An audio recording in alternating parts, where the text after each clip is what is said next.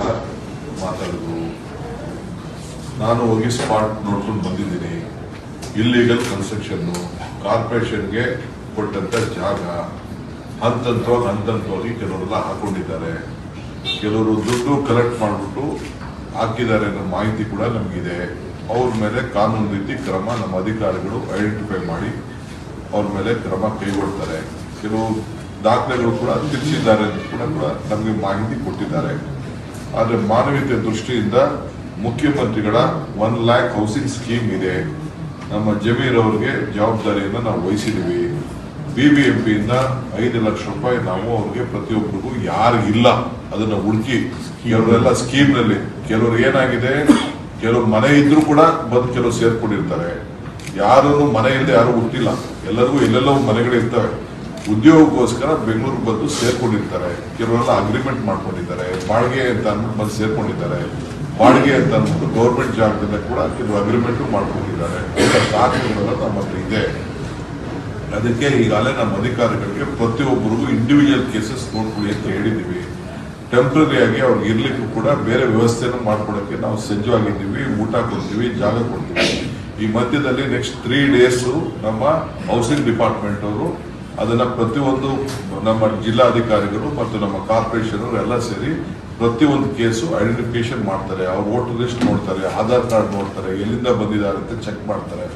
Check ಮಾಡಿಕೊಂಡು ಅವ್ರಿಗೊಂದು alternative permanent ವಸತಿ ಕೊಡೋಕ್ಕೆ ವ್ಯವಸ್ಥೆ ಮಾಡ್ತೀವಿ.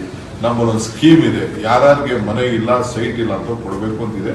ಜಿನೇನ್ ಕೇಸಸ್ಗೆಲ್ಲ ನಾವು ಕೊಡ್ತೀವಿ. ಈಗಾಗಲೇ ಮುಂದಕ್ಕೆ ಕೃಷ್ಣ ಬೈರೇಗೌಡರು ಮಾತಾಡಿದ್ದಾರೆ. ಯಾಕೆಂದ್ರೆ ಲೋಕಲ್ MLA ಅವರೇ ಚೇರ್ಮನ್ ಇರ್ತಾರೆ. ಆಶ್ರಯ ಸಮಿತಿಗೆ ಯಾರಿಗೆ ಒಬ್ರು ಮನೆ ಕೊಡಬೇಕಾದ್ರೆ ಅವ್ರ ಅಪ್ರೂವ್ಮೆಂಟ್ ಕೊಡಬೇಕಾಗ್ತದೆ. ಅವರು ಕೂಡ ಮಾನವೀಯತೆ ದೃಷ್ಟಿಯಿಂದ ಅಂಥವ್ರಿಗೆಲ್ಲ ಕೊಡಿ ಅಂತ ಹೇಳಿದ್ವಿ. ಆದರೆ ನಾವು ಇಲ್ಲಿಗಲ್ ಕನ್ಸ್ಟ್ರಕ್ಷನ್ ಎನ್ಕರೇಜ್ ಮಾಡೋದಿಲ್ಲ. ಇಲ್ಲಿಗಲ್ ಎನ್ಕರೇಜ್ ಮಾಡಿದಂಥವ್ರಿಗೆ, ಇಲ್ಲಿಗಲ್ ಮಾಡಿದಂಥವ್ರಿಗೆ ಕಾನೂನು ರೀತಿ ಕ್ರಮ ಕೈಗೊಳ್ಳಕ್ಕೆ ಈಗಾಗಲೇ ಮುಖ್ಯಮಂತ್ರಿಗಳು ಆದೇಶವನ್ನ ಅಧಿಕಾರಿಗಳು ಕೊಟ್ಟಿದ್ದಾರೆ. ಯಾರಿಗೂ ನಿರ್ದಾಕ್ಷಿಣ್ಯವಾಗಿ ನಾವು ಎನ್ಕರೇಜ್ ಮಾಡಲ್ಲ. ಬೆಂಗಳೂರಲ್ಲಿ ಆದಷ್ಟು ಇಂಥ ಸ್ಲಮ್ಗಳು ಬರಲಿಕ್ಕೆ ನಾವು ಬಿಡೋದಿಲ್ಲ. ಇದು ಲ್ಯಾಂಡ್ ಫಿಲ್ ಸೈಟ್, ಇದು ವೆರಿ ಡೇಂಜರಸ್. ಯಾರು ಅಲ್ಲಿ ಇರ್ಲಿಕ್ಕೆ ಆಗೋದಿಲ್ಲ. ಲೀಚೆಟ್ ಇರುವಂತಹ ಒಂದು ಜಾಗ. ನಾನೇ ಸ್ಪಾಟ್ ಅಲ್ಲಿ ನೋಡಿದ್ದೀನಿ.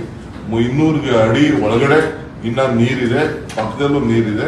15 ಎಕರೆನ ಈಗಾಗಲೇ ಸರ್ಕಾರದವರು ನಮ್ಮ ರೆವಿನ್ಯೂ ಡಿಪಾರ್ಟ್ಮೆಂಟ್ ಅವರು ಕಾರ್ಪೊರೇಷನ್ಗೆ ಅದನ್ನ ಸಾಲಿಡ್ ವೇಸ್ಟ್ ಮ್ಯಾನೇಜ್ಮೆಂಟ್ ವಿಚಾರಕ್ಕೆ ಕೊಟ್ಟಂತ ಜಾಗ ಇದು. ಆದ್ರಿಂದ ಅಲ್ಲಿ ನೋಡಿ ಸುತ್ತಮುತ್ತಲು ಪರಿಸರನ ಕಾಪಾಡಲಿಕ್ಕೋಸ್ಕರ ವ್ಯವಸ್ಥೆಯನ್ನು ಮಾಡಿದ್ದೀವಿ. ಬಟ್ ಇವತ್ತು ನಾವು ಬೇರೆಯವ್ರಿಗೆ ನಾವು ರಾಜಕಾರಣ ಮಾಡಲಿಕ್ಕೆ ಅವಕಾಶ ಕೊಡುವುದಿಲ್ಲ. ನಾವು ನಮ್ಗೆ ನಮ್ಮ ವರಿಷ್ಠ ನಾಯಕರು ಈ ರೀತಿ ಬರ್ತಾ ಇದೆ ನೋಡಿ ಅಂತೇಳಿ ನಮ್ಗೆ ಸ್ವಲ್ಪ ಸಲಹೆಗಳನ್ನ ಕೊಟ್ಟಿದ್ದಾರೆ. ನೋಡಿ ಇದನ್ನ ರಾಜಕಾರಣ ಮಾಡ್ತಾ ಇದ್ದಾರೆ ಅಂತ. ಅದಕ್ಕೆ ಮುಖ್ಯಮಂತ್ರಿಗಳು ಇದ್ರ ಗಮನ ಹರಿಸಿ ಮುಂದಕ್ಕೆ ಇದನ್ನು ಯಾವ ರೀತಿ ಬರಬಾರ್ದು ಅನ್ನೋ ದೃಷ್ಟಿಯಿಂದ, ಮಾನವೀಯತೆ ದೃಷ್ಟಿಯಿಂದ ಅವ್ರಿಗೆಲ್ಲ ಒಳ್ಳೆ ಮನೆಗಳನ್ನು ಕೊಡಬೇಕು, ಯಾರಿಗಿಲ್ಲ ಅಂತವ್ರು ಮಾತ್ರ ಕೊಡಬೇಕು ಅಂತ ತೀರ್ಮಾನ ಮಾಡಿದ್ದಾರೆ. ಸೊ ಅವ್ರಿಗೆ ಮಿಕ್ಕಿದವ್ರಿಗೆ ಸರ್ಕಾರದಿಂದ ನಾವು ಕೆಲವು ಸಬ್ಸಿಡಿಗಳು ಕೂಡ ಇದೆ. 1.5 ಲಕ್ಷ ಕೊಡೋದಿದೆ ಸರ್. ಅವರು ಕೂಡ 1.5 ಲಕ್ಷ 1 ಲಕ್ಷ ಅಷ್ಟು ಅವರು ಕಟ್ಟಬೇಕಾಗ್ತದೆ. ಅಂತಂದ್ರೆ ಜಮೀರ್ ಅವರು ಅವ್ರಿಗೆ ಸಾಲ ಕೊಡಿಸುವಂತ ವ್ಯವಸ್ಥೆನ ಮಾಡ್ತಾರೆ. ಇದು ನಮ್ಮ ಸರ್ಕಾರದ ಸದ್ಯಕ್ಕೆ ಇಲ್ಲಿಗೆ ನಾವು ನಿಲ್ಲಿಸ್ತೀವಿ. ಬಟ್ ಆಫೀಸರ್ಸ್ಗೆ ನಮ್ಮ BNTP ಆಫೀಸರ್ಸ್ ಇದ್ದಾರೆ, ನಮ್ಮ ಕಾರ್ಪೊರೇಷನ್ ಆಫೀಸರ್ಸ್ ಇದ್ದಾರೆ, ರೆವಿನ್ಯೂ ಆಫೀಸರ್ಸ್ ಎಲ್ಲರೂ ಕೂಡ ಇಂಥ ಕಡೆ ಎಲ್ಲೆಲ್ಲಿ ಸರ್ಕಾರಿ ಜಾಗ ಇದೆ ಇನ್ನು ಮುಂದಕ್ಕೆ ನಾವೆಲ್ಲ ಐಡೆಂಟಿಫೈ ಮಾಡಿ ಇದಕ್ಕೆ ನಮ್ಮ ಸರ್ಕಾರಿ ಆಸ್ತಿಗಳನ್ನು ರಕ್ಷಣೆ ಮಾಡಲಿಕ್ಕೆ ನಾವು ಕ್ರಮವನ್ನು ಕೈಗೊಳ್ತೀವಿ. ಇದು ಸರ್ಕಾರದ ತೀರ್ಮಾನ.